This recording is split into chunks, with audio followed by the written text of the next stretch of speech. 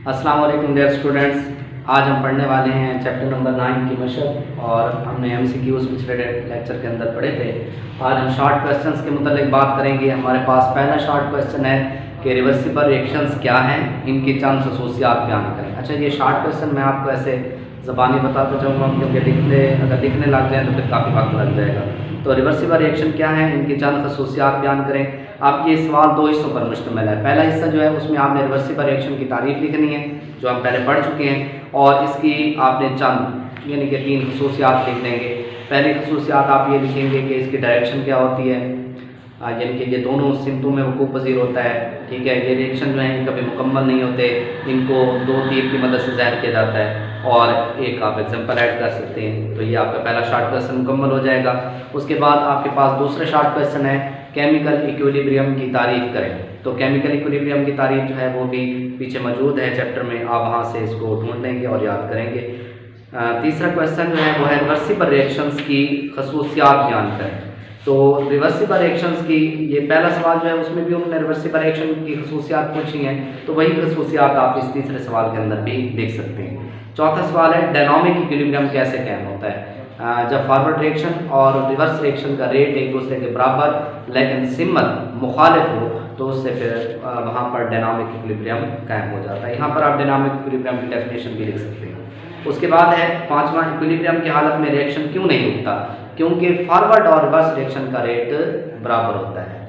उसके बाद छठा क्वेश्चन है कि इक्विलिब्रियम किसी भी तरीके से क्यों हासिल किया जा सकता है। इसका आंसर जो है ये आपको मिलेगा जो हमने टॉपिक पढ़ा था डायनामिक इक्विलिब्रियम की मैक्रोस्कोपिक खसूसियात। तो उसका चौथा पॉइंट जो है वो आप इसके आंसर के तौर पर लिखेंगे कि चूँकि इक्विलिब्रियम जो होता है रिवर्सिबल रिएक्शन, क्योंकि इक्विलिब्रियम रिवर्सिबल रिएक्शन के दौरान हासिल होता है, तो रिवर्सिबल रिएक्शन जो है उसको आप रिएक्टेंट से भी शुरू कर सकते हैं, प्रोडक्ट से भी शुरू कर सकते हैं। उसके बाद सातवां क्वेश्चन है एक्टिव मास और रिएक्शन के रेट में क्या ताल्लुक है। यहाँ पर आप लिखेंगे कि लॉ ऑफ मास एक्शन के मुताबिक किसी रिएक्शन का रेट रिएक्ट करने वाली अशिया के एक्टिव मासेस के हासिल ज़रब के डायरेक्टली प्रोपोर्शनल होता है।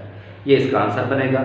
उसके बाद आठवां क्वेश्चन है कि नाइट्रोजन और हाइड्रोजन से अमोनिया बनने के लिए इक्विलिब्रियम कांस्टेंट की एक्सप्रेशन लिखें। नाइट्रोजन और हाइड्रोजन, 1 वॉल्यूम नाइट्रोजन और 3 वॉल्यूम हाइड्रोजन, ये जब आपस में रिएक्ट करते हैं तो इससे अमोनिया बनता है। अब इस रिएक्शन के लिए हमने इक्विलिब्रियम कांस्टेंट एक्सप्रेशन लिखना है। तो Kc is equal to products की मोलर कंसंट्रेशन, उनके कोफिशिएंट्स बतौर कुव्वतनुमा बटा रिएक्टेंट्स की मोलर कंसंट्रेशन का हासिल ज़रब और उनके कोफिशिएंट्स बतौर कुव्वतनुमा।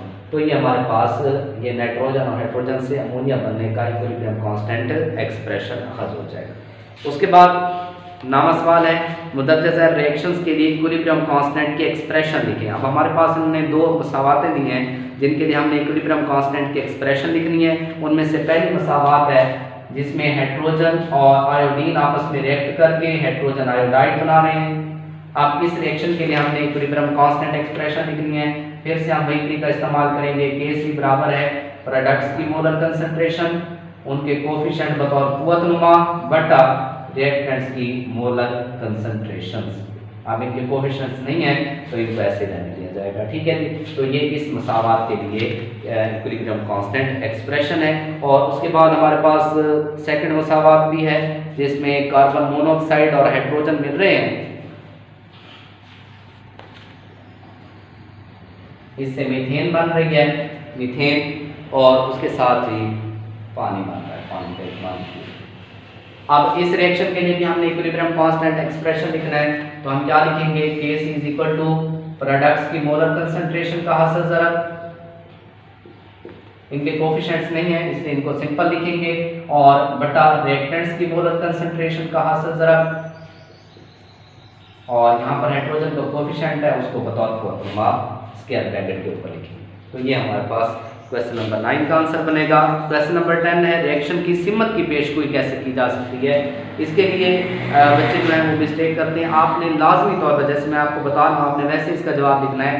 पहले आप लिखेंगे कि QC और KC की वैल्यू का मवाजना करके, यानी रिएक्शन कोएफिशिएंट और इक्विलिब्रियम कांस्टेंट की वैल्यू का मुवाजना करके रिएक्शन की सिमत की पेशगोई की जा सकती है। और उसके बाद वो आप 3 पॉइंट लिखेंगे कि अगर QC की वैल्यू KC से छोटी हो, QC की वैल्यू KC से बड़ी हो, या QC और KC की वैल्यू बराबर हो तो उसका क्या रिजल्ट है। ये 3 पॉइंट भी आपने साथ लाजमी ऐड करने हैं।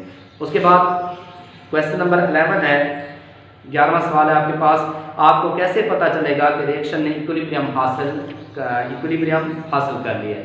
तो प्यारे बच्चों, इस क्वेश्चन का आंसर जो है इसमें आपने लिखना है कि जब QC और KC की वैल्यू बराबर हो जाए तो इसका मतलब है कि रिएक्शन जो है वो इक्विलिब्रियम की हालत में आ चुका है। 12वां सवाल है कि ऐसे रिएक्शन की खसूसियात बयान करें जो फौरन इक्विलिब्रियम की हालत को पहुंच जाता है। अब यहाँ पर इस क्वेश्चन के लिए जो आप आंसर है मुनासिब, इसमें आप KC की जो छोटी अददी वैल्यू है उसमें ये आंसर दिया गया है, आप उसको कॉपी करके लिख सकते हैं, या फिर हाँ बस यही बेहतर जवाब है इसका। उसके बाद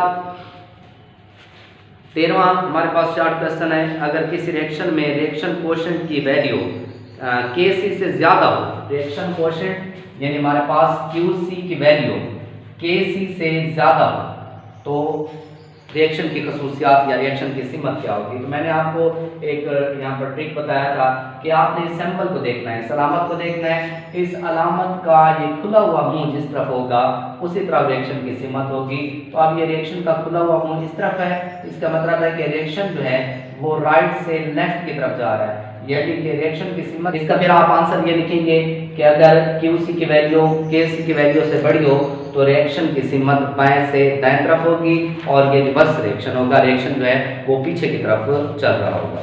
उसके बाद लास्ट हमारे पास शॉर्ट क्वेश्चन है, एक इंडस्ट्री रिवर्सिबल रिएक्शन की बुनियादों पर कायम की गई है, ये तिजारती सतह पर पैदावार हासिल करने में नाकाम रहती है, क्या आप एक केमिस्ट होने के नाते इसकी नाकामी की वजूहात बयान कर सकते हैं। अब देखिए वो इंडस्ट्री जो है वो रिवर्सिबल रिएक्शन की बुनियादों पर कायम की गई है, और रिवर्सिबल रिएक्शन जो हैं इनकी सलाहियत क्या होती है कि इसमें प्रोडक्ट्स जो हैं वो दोबारा मिलकर रिएक्टेंट्स के अंदर तब्दील हो जाते हैं। जैसे अगर हम इसी रिएक्शन को देखें, अब इसमें ये प्रोडक्ट बन रहे हैं, अब यही प्रोडक्ट जो हैं ये दोबारा किसके अंदर तब्दील हो जाएंगे, रिएक्टेंट्स के अंदर। तो मतलूबा प्रोडक्ट्स की मिकदार पैदा ना होने की वजह से वो इंडस्ट्री जो है वो नाकाम है।